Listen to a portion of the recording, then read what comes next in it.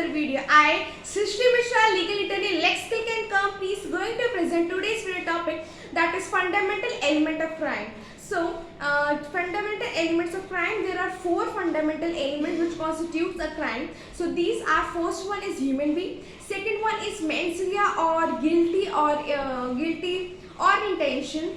Guilty intention, and third one is actus reus, that means or illegal act or omission, and lastly that is injuries to another human being.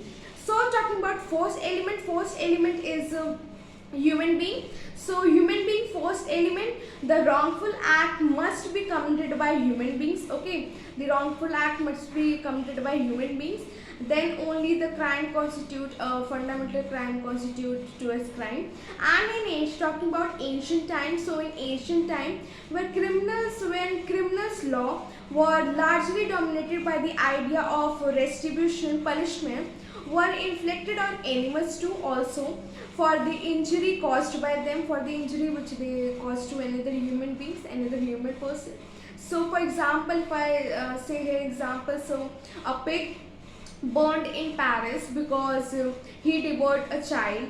And second instance which I want to give, that a horse was kicked for having horse was killed for having kicked a man. So these are two instances of ancient time. But now if I talk about today's time, so if any animal cause any injury to any person, so animal would not be liable, the owner will be liable for the such injuries. So the first element of crime is human being, we all know that, but he must be under the legal obligations to act in a particular manner and should be a fit object for awarding appropriate punishment. So talking about section 11 of Indian Penal Code provides the word that is person, and person includes a company or associations of body of person, whether incorporate or not. So the word person includes artificial or judicial person. So this is about first element which constitutes the crime.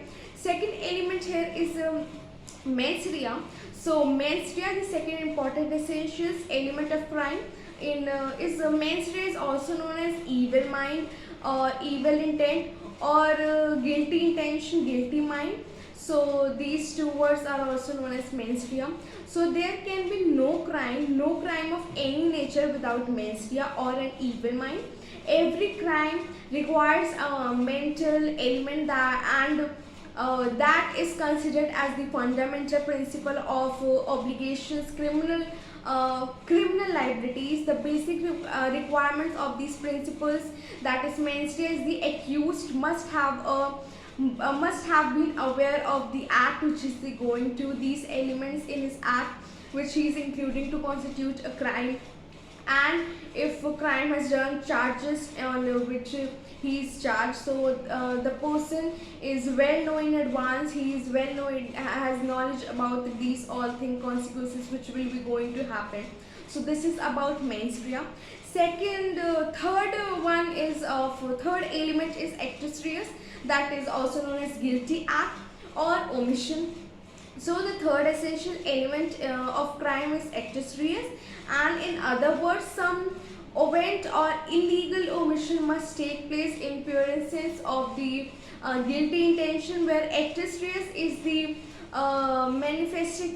manifestations of mens rea in the external world.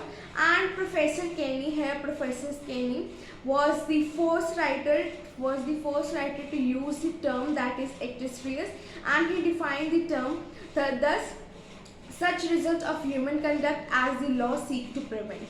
So lastly, the last point of element which constitutes a crime is injury.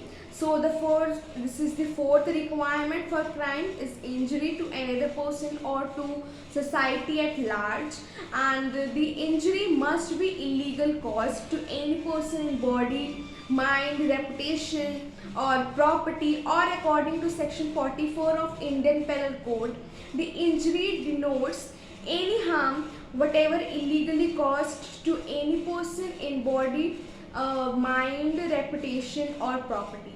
So, actus reus and mens rea both play a significant role in an offense, in a criminal offense. Criminal guilt is the essential element for violations of criminal law, and therefore wrongful intention should be present in the offense. It is very important because if there is no any wrongful intention, the crime will not be constituted. अगर मैं किसी के बारे में कुछ बुरा चाहूँगी, then only I'll think, I'll plan, I'll formulate the plan, and then I succeed the plan of constituting a crime. So this is all about the fundamental elements of crime. I hope you find this video useful, and if you find this useful, please go and like this channel, subscribe to this channel, and let me know your feedback in the comment box below down. Till then, take care, goodbye.